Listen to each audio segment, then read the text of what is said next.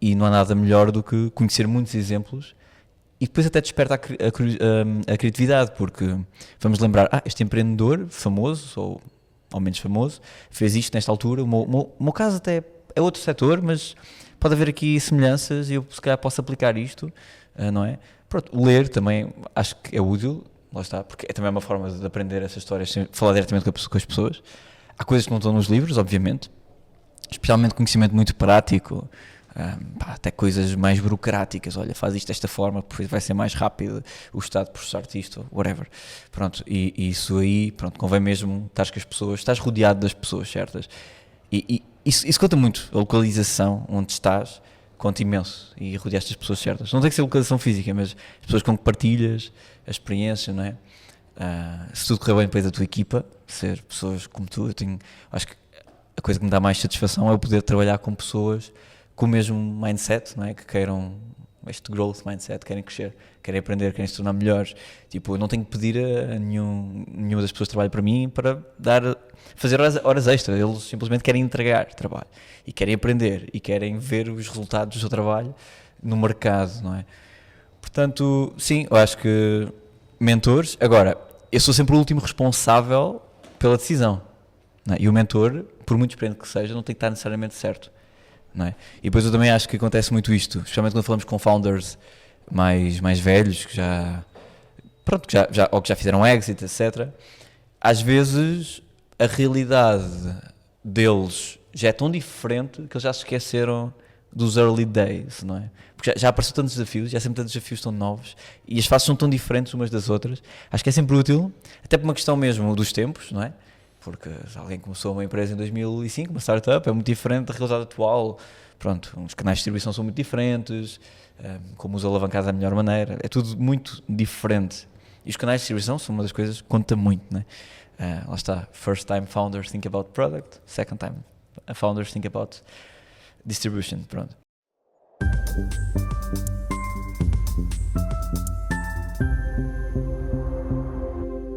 Olá a todos, olá André, obrigado por teres vindo. Obrigado, Gonçalo. Hoje estamos aqui com o André Dionísio da By the Law. André, o que é que a By the Law faz? Ok, pronto, sim, muito straightforward. Somos um knowledge management system completamente automático, é isso, queremos ser o primeiro no mundo. Para perceber aqui, também dar um pouco de contexto, nós notamos que os dados internos dos advogados, entre escritórios e mesmo em legal teams, in-house, estavam muito desorganizados e para fazermos um bom sistema utilizando IA, convém que os dados sejam organizados. Normalmente eles têm equipas dedicadas, quando podem pagá-las, para organizar esta informação, pedirem contratos, transformá-los em minutas, arrumar na pasta certa para que seja acionável por todo o escritório. E depois usam basicamente Document Management Systems, portanto drives para guardar os documentos, e nós queremos substituir estas duas entidades, portanto estes DMS, Document Management System, e estas equipas de KPM, e fazer tudo de forma automática para que o conhecimento esteja organizado para os advogados do escritório e para os IAs que eles usem, seja o nosso ou outro, terceiros. E como é que é gerir, eu obviamente falo um bocadinho por curiosidade também, por experiência própria, como é que é gerir assim com um ramo que é a advocacia, que ainda continua a ser um pouco antiquado? Conservador, não é? Sim, essa pergunta fazem-me bastante recorrentemente. Pronto, eu acho que já há bastante mais abertura, hoje em dia, quando nós começámos, porque também nós começámos, o AI estava muito na moda, já havia muito hype à volta disso, e sinto que há um pouco um FOMO, especialmente nos escritórios grandes. Então isso senti que me abriu muitas portas, porque eu de repente percebi muito na inteligência artificial, estava interessado no ramo do direito, andava a estudar estas coisas e os advogados estavam um pouco perdidos e com medo até de perder o emprego, porque no início houve muito furor à volta destas questões do desemprego e dos problemas, né, sociais que isso poderia causar.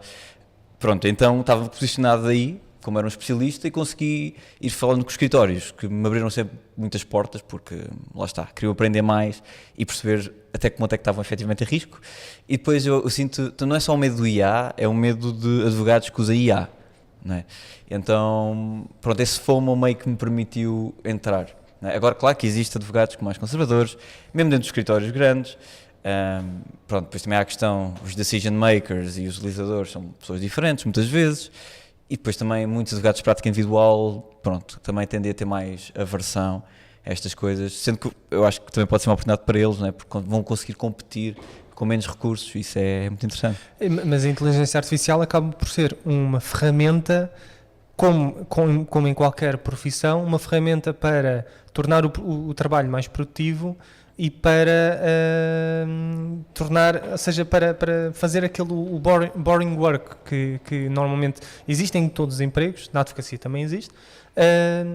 Ou seja, a AI tem mais essa função ou é mais uma questão de substituir o advogado, na tua opinião? Pronto, também depende do time frame em que estamos a falar e também depende um pouco da crença de cada um, porque a verdade é que também não sabemos, podemos fazer previsões, mas não sabemos como é que isto vai progredir. Há quem diga que estamos a atingir um platô e que é preciso outro breakthrough em termos das arquiteturas dos modelos para chegarmos ao AGI. Há quem acredite que é só uma questão de escala e ter mais computação, portanto precisamos de mais recursos, como energia, obviamente, para alimentar os data centers, etc. Mas eu acho que agora ao início vai ser muito este low hanging fruit, portanto estas tarefas que são muito repetitivas e são automatizadas. Eu acho que está a trazer outra oportunidade, que é, ou seja, há coisas que já se podiam fazer com tecnologia há muito tempo, no direito em particular, ainda não está feito o básico, ok? E eu acho que este FOMO está a ser um drive para a digitalização, que estava atrasada, no caso. Claro que o Covid ajudou muito, mas mais na questão de comunicar com o cliente, fazer chamadas por Zoom, ser mais flexível nesse sentido, nas ferramentas que se usam para trabalhar, em um trabalho assíncrono, digamos assim. Mas agora está a haver, ou seja, estão a perceber, ok, eu para usar IA tenho que ter isto, eu não posso ter os documentos em papel sequer, isto não faz sentido. Claro que eu acredito que muitos escritórios, pelo que vemos, já têm as coisas digitalizadas, mas acho que isto está a acelerar mais, porque não é só estar digitalizado, não é? Tem que estar ingerível pelo IA e há formatos melhores que outros, e esse trabalho tem que ser feito, não é? Portanto, eu acho que a curto prazo, pelo menos, sabemos que é mais este trabalho repetitivo. Muito bem, muito bem. E como é que é, ou seja, do ponto de vista, fugindo um pouco mais ao direito, porque também obviamente não queremos que os ouvintes fiquem bastante aborrecidos, estou a brincar, atenção. Como é que é criar uma startup ligada ao direito? Ou seja, que é uma área conservadora? Ou seja, sim, pronto. Eu acho que muitos dos empreendedores se inspiram pela referência americana, do Y Combinator, A16Z, o que seja, e tentam replicar cá em Portugal, não é? E eu acho que, pronto, há muita coisa que é aplicável, temos de ter esse mindset, ou seja, de nos pormos logo ao mercado desde o início, de ter vergonha do primeiro produto, mas também há aqui uma questão reputacional importante quando toca a áreas mais conservadoras e quando toca também ao mindset português. Pronto. Claro que eu duvido que alguém já alguma startup pense só em ficar no mercado português, não é? Pronto, pelo menos que eu conheça, não, porque é um mercado pequeno, então temos essa vantagem, pensamos logo, ok, como é que eu ponho isso lá fora, mesmo no nosso nome, by the law, foi essa a intenção, marca registada, já agora.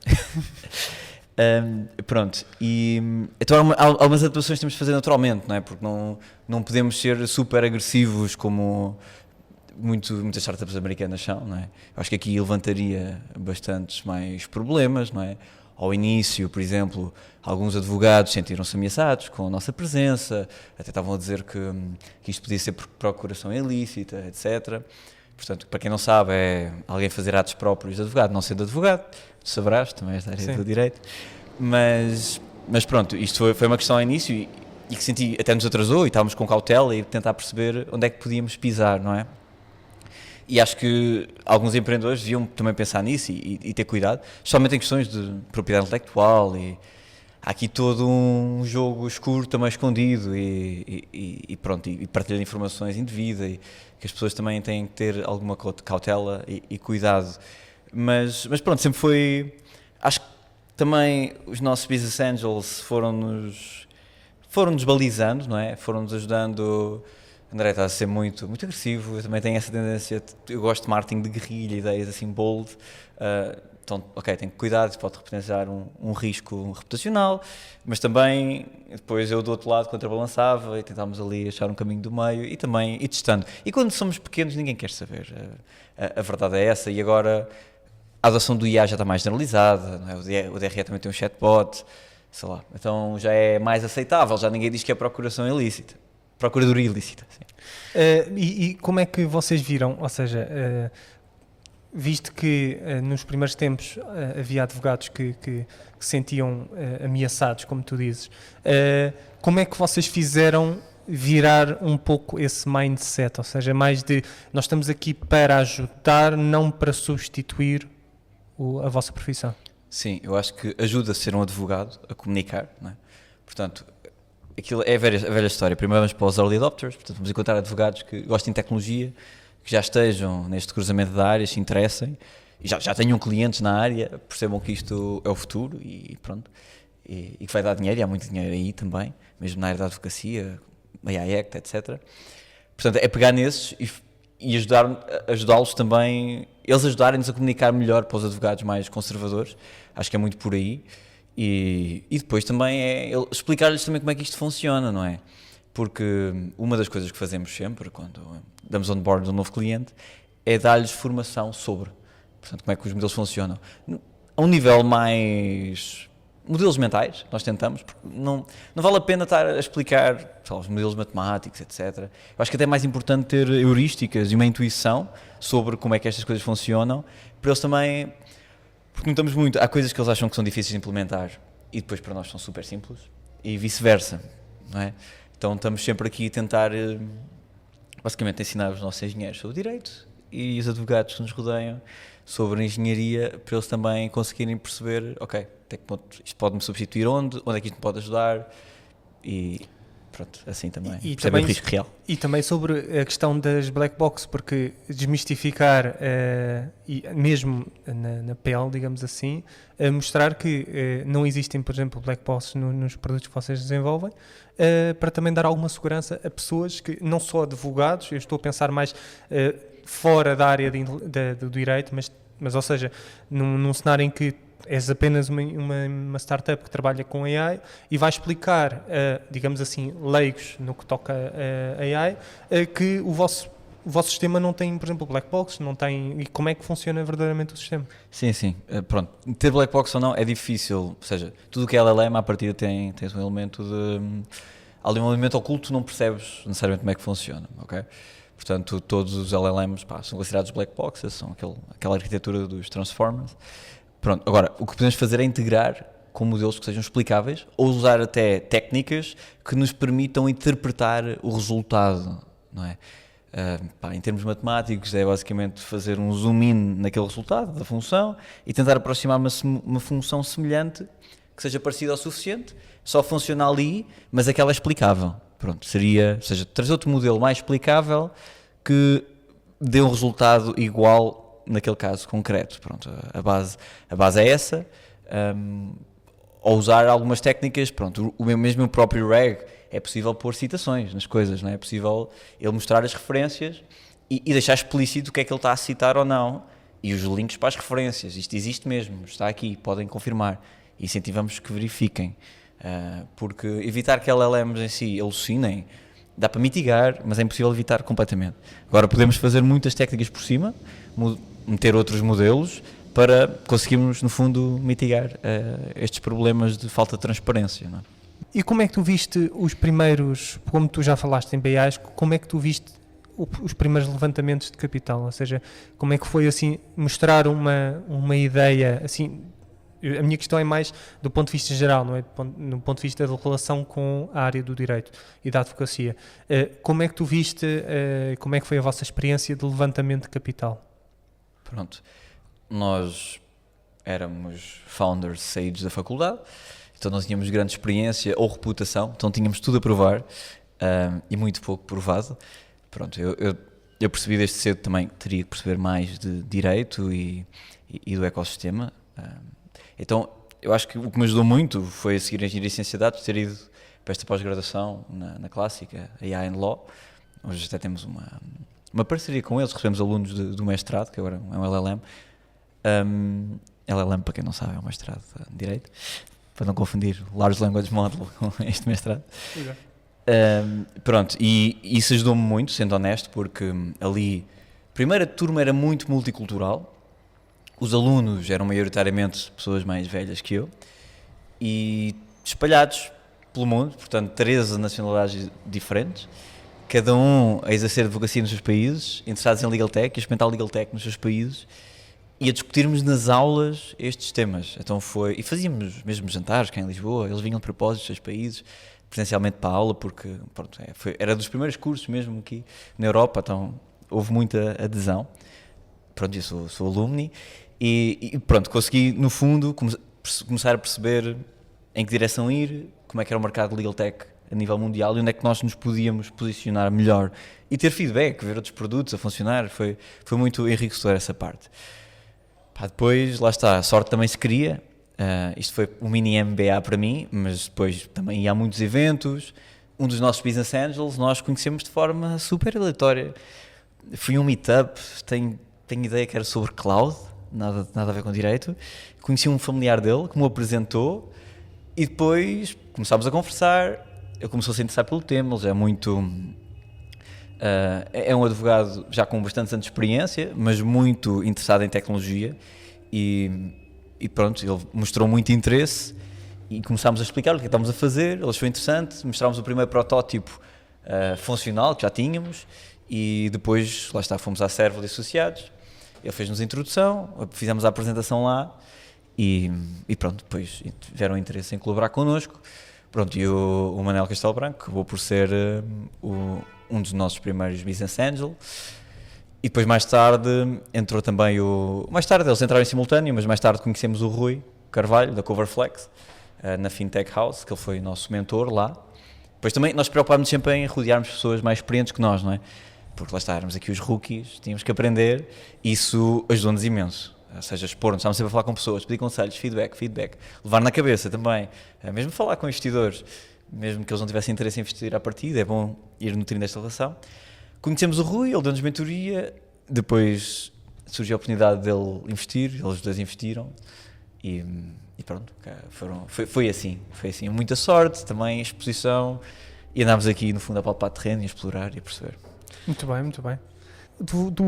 Tu já falaste sobre a questão da mentoria e da importância dos BAs também serem parte, mentores da vossa startup.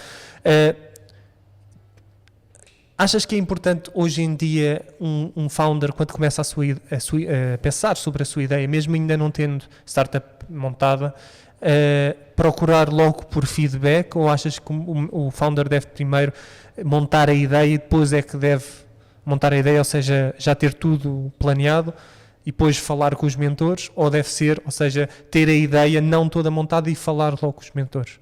Eu acho que o primeiro passo a seguir a ter a ideia é tentar executá-la logo, ok? É chamado MVP. E sim, feedback é sempre útil e, portanto, por que não expô-lo? Agora depende a quem é que vais perguntar e fazer questões, porque convém ser alguém ou que já tenha passado por aquilo, não é? Que esteja em posição de fala e de dar alguns insights, não é?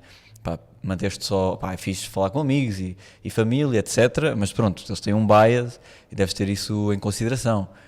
A melhor pessoa para te dar feedback é o teu cliente, o utilizador, o que seja, não é? Portanto, faz uma coisa... Lá está, se tiveres orgulho do teu primeiro produto, estás a ir muito lento, é isso. Estás a demorar muito a pô-lo no mercado. Então, pronto, itera, faz uma coisa simples. Eu gosto muito também destas frameworks de design thinking, como pensar, como nos colocarmos nos sapatos do utilizador, como basicamente cortar escopo ao problema, não é?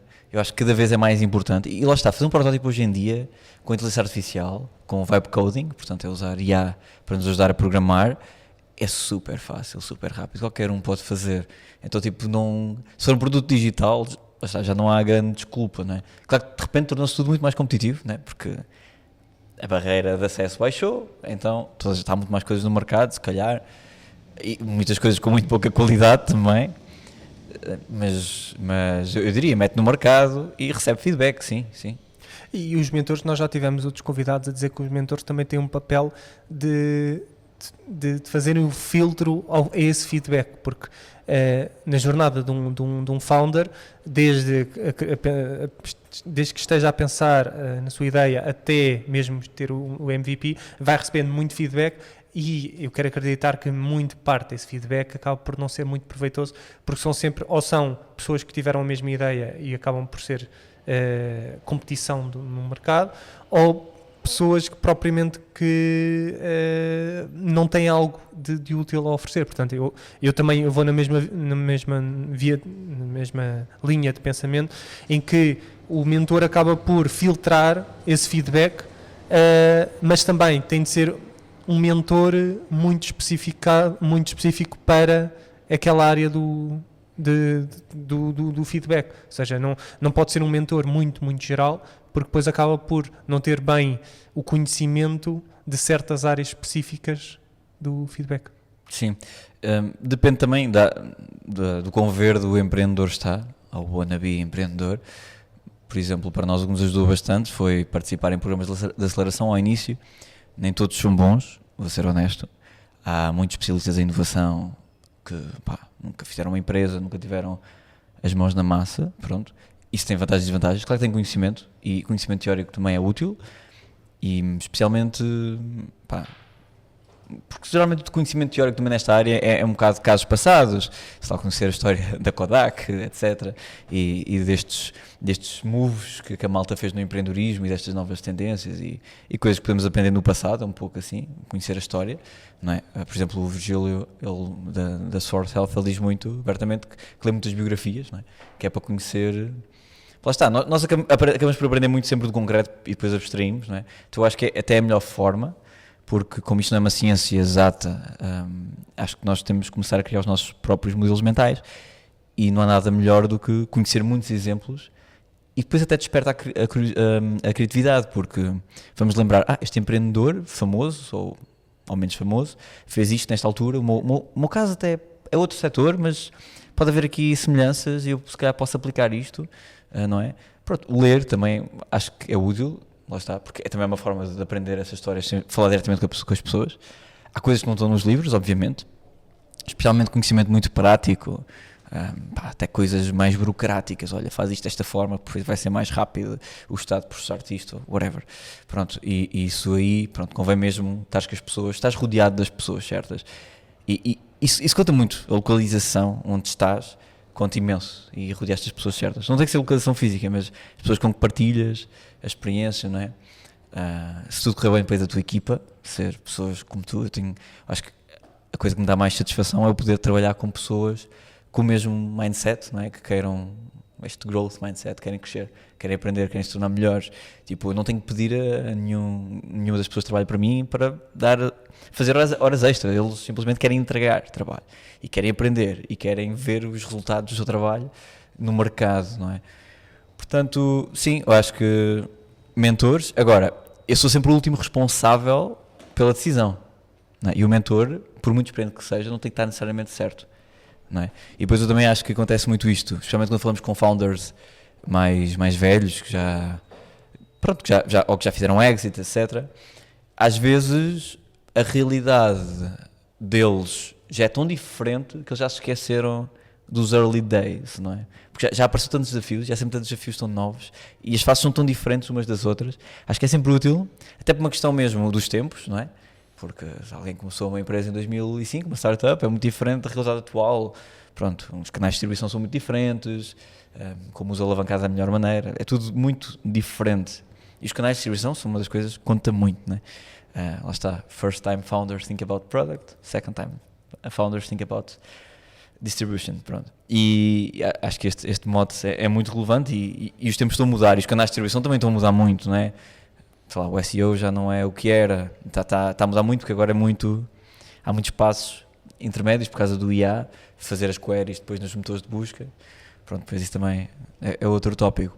Mas isto para dizer, tentem ter mentores variados, portanto, pessoas que passaram por lá há alguns anos, pessoas que estão só few steps ahead, porque essas passaram há pouco tempo e os tempos ainda são parecidos e ainda se lembram como é que é. E mesmo colegas no mesmo nível, a fazer negócios diferentes. E às vezes há coisas práticas, olha, há este apoio, candidatei-me, ganhei, experimenta também, se calhar também consegues.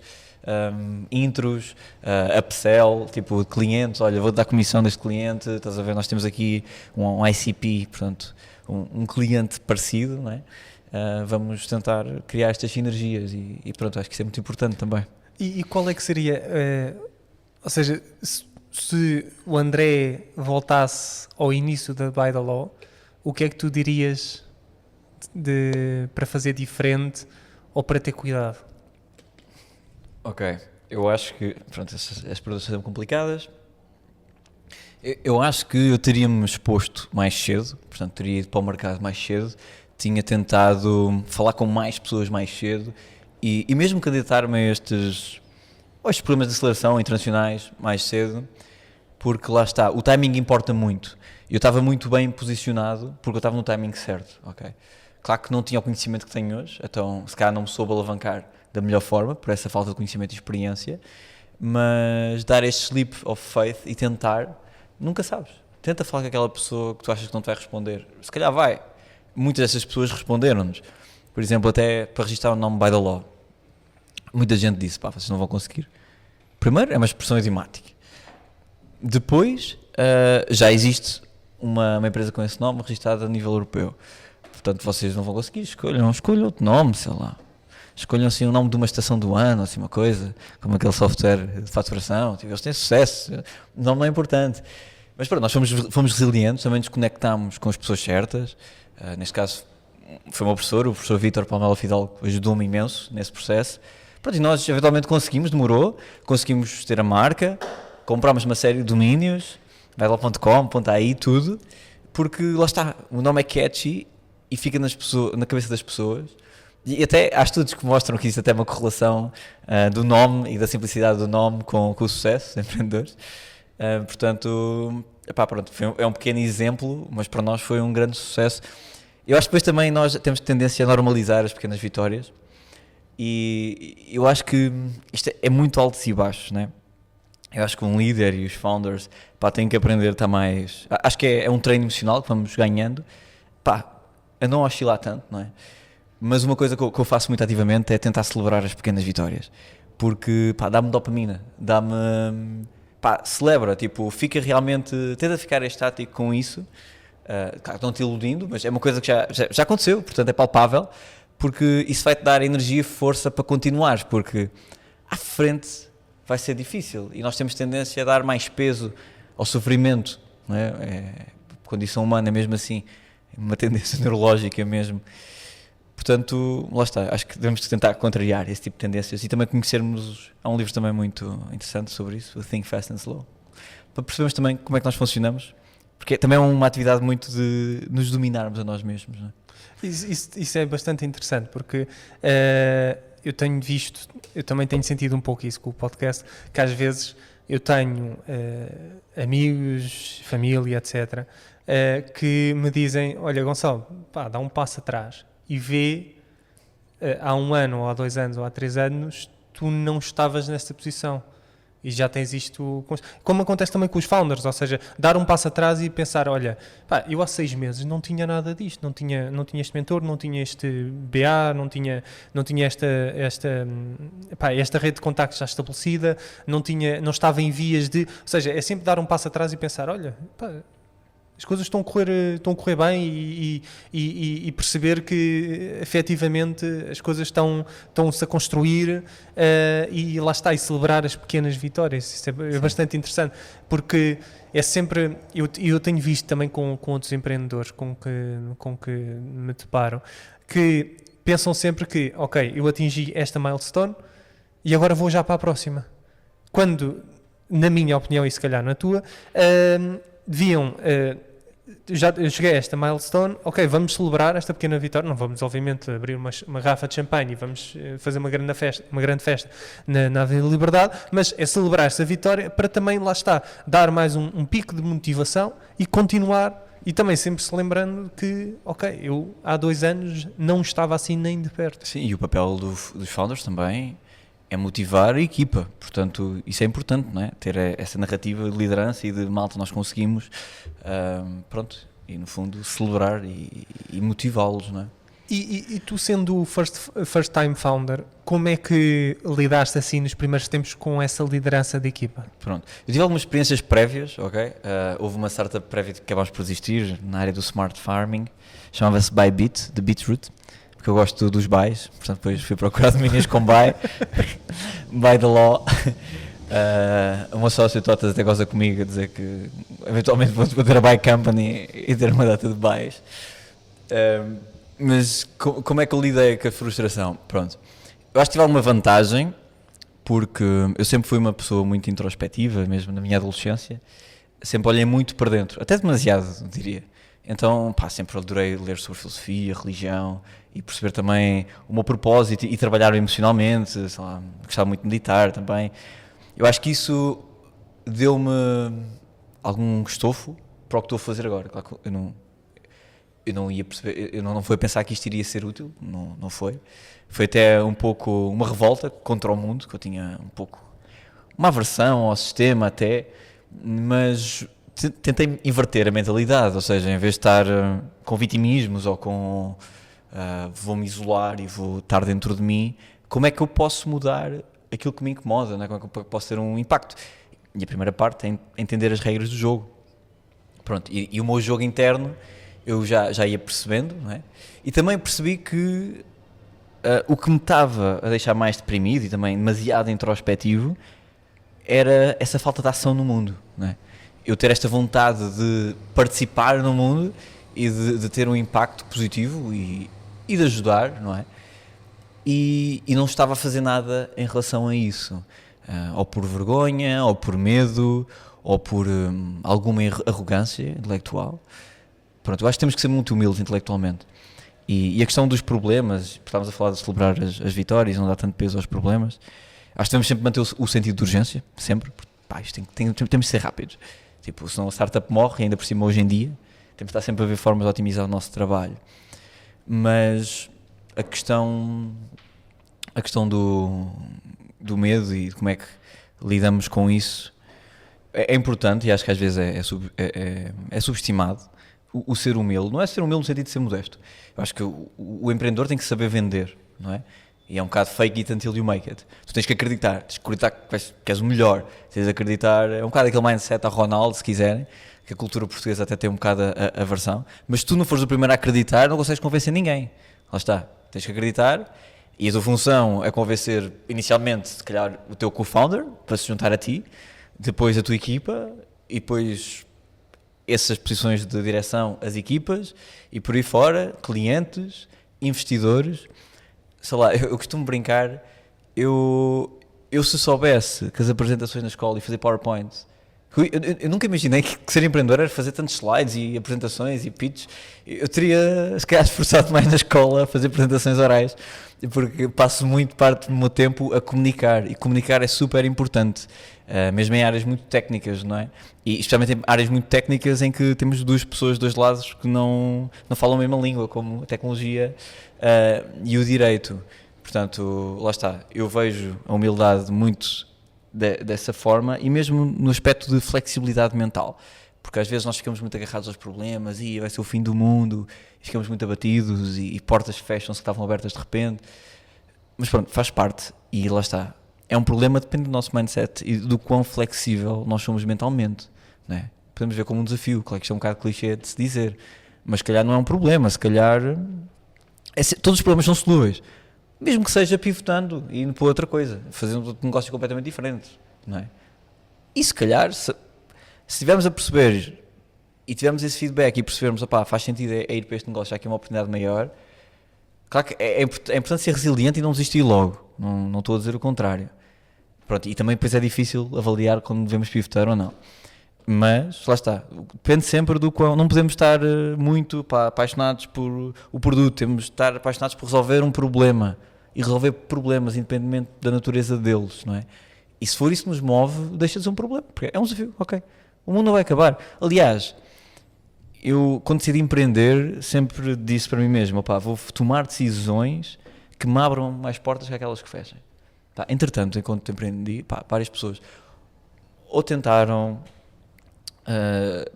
que eu fosse trabalhar para elas, ou que, pronto, ou queriam investir da By the Law, mas queriam também que eu desse algum tipo de consultoria, ou, pronto, lá está, eu senti que mais portas se abriram do que aquelas que fecharam, e eu já recusei ordenados muito altos, porque vem que és empreendedor, também contrataria um empreendedor, e ativamente tento contratar pessoas que se calhar conseguiam de certeza fazer startups, e algumas são muito capazes, muito mais capazes que eu em certos aspectos. Portanto, acho que é ter este mindset flexível. Sobre a inteligência, visto que nós já tivemos a falar sobre a inteligência emocional, existe sempre essa questão do estoicismo estar emprego em qualquer área da vida, e nós por acaso já tivemos a falar sobre isso, e eu queria saber a tua opinião do facto de, no estoicismo, uma das vertentes do estoicismo é distinguir aquilo que nós podemos fazer e aquilo que nós não podemos fazer. E no empreendedorismo eu tenho visto muitos empreendedores a passarem por isso, que é quando acontece um problema, não têm essa mentalidade de saber, ok, isto aconteceu por alguma coisa que eu tenha feito, ou é completamente externo a mim, completamente alheio a mim, e eu tenho de pensar como é que eu posso virar esta possível oportunidade a meu favor, ou então diminuir o seu impacto. Sim. Sim, opa, eu acho que no fim do dia a responsabilidade é sempre tua, independentemente tenha sido o destino ou quer que seja, não é? Então acho que é uma posição saudável, responsabilizar-nos pelas coisas, ok? Mas é responsabilizar, não é culpar. Eu acho que as pessoas às vezes confundem, porque eu associo culpa muito mais a um sentimento negativo, não é? Quando sentimos culpados, ok, mas eu posso errar e não sentir culpa. Ou seja, culpa, pá, devia ser um sentimento que mitigamos ter até, não é? Ok, eu errei, reconheço que errei, aprendi com isso, que essa é a parte mais importante, é aprender. No empreendedorismo, ou seja, eu acho que nós não temos que otimizar para clientes, não temos que otimizar para investidores, temos que otimizar para aprender, para o conhecimento, o ganho de informação que eu obtive. Nós pensamos sempre muito nisso. É giro, porque no IA também falamos muito do ganho de informação, mas se lá está, se eu aprendi, estou mais próximo de perceber o sistema e, portanto, de o manipular a meu favor, não é? Então, não sei, eu acho que é essa um pouco a posição que eu tenho em relação a isso. Há pouco tu falaste sobre a questão de as tuas experiências no pitch, ou seja, a questão da apresentação dos PowerPoints. Falando assim um pouco de pitch também, porque tendo em conta que nós, para quem ainda não sabe, nós estamos a gravar no fim de semana anterior à Web Summit. Obviamente que este episódio irá sair um pouco depois, mas tendo em conta os diferentes eventos de pitch para possíveis investidores, para possíveis mentores, etc. Quais é que são as principais recomendações que tu dás a alguém quando está a fazer o pitch pela primeira vez? Se é, por exemplo, a questão do tempo, se é a questão, por exemplo, da organização das ideias, se é o tipo de apresentação que o founder deve fazer, quais é que são as tuas dicas? Primeiro, acho que todo o tipo de comunicação, seja um pitch comercial, seja um pitch para o investidor, para investidores, deve ser adaptada para quem estamos a falar, não é? Portanto, acho que exige esse estudo, não é? Preparem-se, se for uma reunião, tentem descobrir sobre a pessoa, têm Google, pesquisem. Eu acho que isso é um primeiro passo. Então, ok, vou tentar perceber a pessoa, o que é que ela gosta de ouvir, e vou tentar usar as keywords que ela gosta, porque às vezes aquilo ressoa. E lá está, se for um pitch de 3 minutos, é muito pouco tempo, não é? Se disseres algo que a pessoa está a reconhecer naquele momento, ou que esteja presente na cabeça dela, ou que seja um termo que ela gosta particularmente, se usares esse termo, é uma palavra, às vezes faz diferença, ok? Acho que isso é importante. E depois, lá está, é um pouco injusto essa questão dos 3 minutos, né? Mas o que tu queres é despertar atenção suficiente para que a pessoa queira falar contigo a seguir. Tu não tens que explicar o negócio todo. Tu tens que explicar, pá, isto tem que se colocar mais do lado do investidor. Até acho que é saudável, pá, termos amigos investidores ou participar ativamente como investidor, ir tentar trabalhar antes como investidor. Acho que é muito útil ter essas duas perspectivas para perceber o que é que eles procuram também. Ouvir podcasts para investidores, por exemplo, sei lá, há tanta forma para tentar, no fundo, otimizar o discurso. O que é que eles querem? Eles querem uma oportunidade grande, não é? Querem perceber porque é que tu és a pessoa certa para o construir, porque é que agora é o período certo para ser feito e querem o dinheiro deles de volta 100 vezes ou mais. Pronto, então acho que é isso que as pessoas têm que perceber. E depois não pensem pequeno, porque há bocado estávamos a falar dos problemas e se são solúveis ou não, e há coisas que nós não controlamos, obviamente, mas há coisas que nós até conseguimos controlar e achamos que não é? Estamos, se calhar, a pensar pouco fora da caixa, não é? Portanto, este lateral thinking e estes brainstorms, há um livro que eu também gosto muito de Martin, que é o Just Evil Enough, que é muito engraçado, que ele fala destas maneiras de subverter sistemas, maneiras pouco convencionais, e eu até tive uma mentoria com os autores, foi muito interessante. Portanto, lá está, tentar pensar fora da caixa também verdadeiramente. Fazer coisas mesmo, não convencionais. Não é? Muito bem. André, agora para terminar aqui o nosso episódio, quais é que são as dicas ou a dica principal que tu darias a alguém que queira começar com uma startup na área de Legal Tech? Ok, eu acho que, primeiro, eu não sei se aconselho alguém a começar uma startup sem ter experiência prévia. Okay? Eu fiz esse caminho, mas acho que o mais seguro e menos arriscado acaba por ser juntarem-se a uma startup que esteja nos... Não tem que ser em Legal Tech, pronto, mas que esteja nos seus early days, se calhar numa fase seed, já há alguma estabilidade, ainda recebem stock options e conseguem ter sinais palpáveis que aquilo vai ser grande, pronto, ou não, pronto, acho que conseguem perceber melhor e a startup já tem financiamento, já os consegue pagar decentemente, não é? Portanto, eu diria que é um caminho, sim, mais seguro. Depois, ok, se querem estar a olhar em Legal Tech, pronto, tem que perceber do setor jurídico, depois depende de qual é que é o vosso background. Vocês são advogados, são engenheiros, pronto, se forem engenheiros, tentem perceber mais de direito e vice-versa, ok? E rodear-se do ecossistema oposto ao que vocês estão, né? Eu acho que ou seja, vocês são geeks, estão bué tech e tal, começam a ir a eventos de direito, vocês têm que estar na bolha, perceber as inside jokes, perceber tudo, lá está. Sigam páginas de memes, direito, sei lá, I don't know, páginas de explicações. E a mesma coisa para os advogados. Ou seja, os melhores advogados que eu conheço na área da tecnologia e que percebem realmente a tecnologia, pronto, não é fácil. Há uns que até fazem cursos de programação, ok? Mas são aqueles que desde jovens tinham uma paixão imensa por computadores, não é? Que montavam os seus próprios computadores, que aprenderam, sei lá, os sistemas operativos na altura, que aquilo era tudo muito novo, Spectrum Kids, pronto, esse tipo de cenas. E depois realmente percebo, estas pessoas realmente entendem. E é impressionante, portanto acho que deve ser motivado por essa paixão e interesse, não é? Não vão só para ganhar dinheiro, porque isto vai ser difícil. Vou assim ganhar dinheiro muito tempo. Se tiverem investidores também, vocês vão ter um vesting, portanto um período em que não podem usar as vossas ações para nada durante bastante tempo também, nem como colaterais no banco, não dá. Se os contratos estiverem bem feitos, né? A partida. Portanto, lá está. Tem que vos apaixonar, pensem nisso. Mas se é algo que gostem, tentem aproximar-se desse ecossistema. Perfeito. André, obrigado por teres vindo aqui ao nosso episódio. Vamos Obrigado, deixar na descrição todos os links do André e da By the Law para darem uma vista de olhos e espero que tenhas gostado. Adorei. Obrigado. Obrigado a todos. Tchau.